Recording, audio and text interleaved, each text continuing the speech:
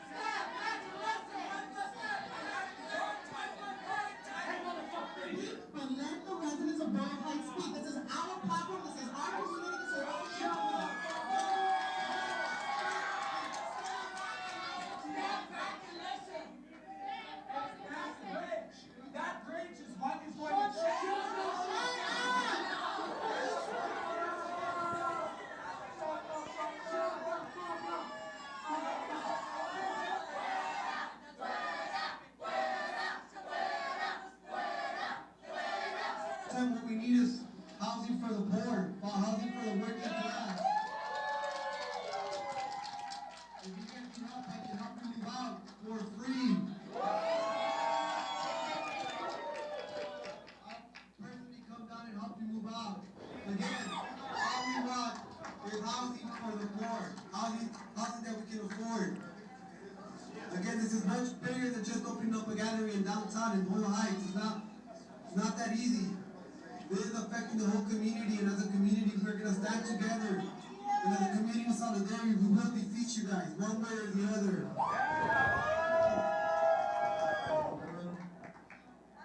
Everyone wants to say that we angels, and as a community, we always see what Justin is for.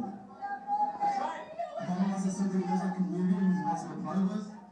Not even over there and not with us here. You really love us, then do something about it. Get the fuck out of our heights. We don't want you here. We don't need you here.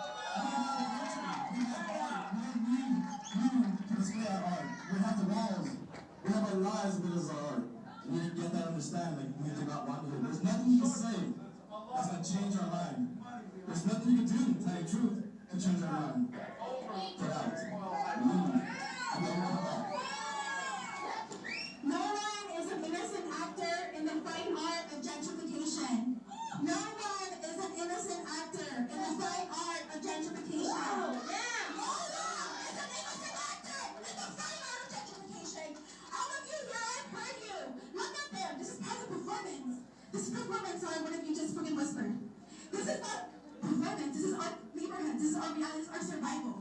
You said, oh my God, I worked so hard for my gallery. We worked so hard for our community. And this is mess for our community. Why? because we're working class people of color. We are not a low-income community or disadvantaged. We are fucking historically rooted, and we're tired of it. And right now, your white privilege is showing. We are smart, good people in here, and we are angry, and we have all the skills and knowledge to fucking become this reality. Okay, we're not going anywhere. And if you want to listen to the community, respect us. This isn't a spectacle. This is a reality. And your gallery coming here is part of a larger vision of gentrification. So no one is an innocent actor. No one.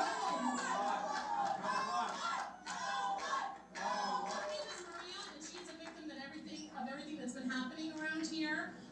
She's a shop owner, and she recently lost her shop. Cerca de la Whittier.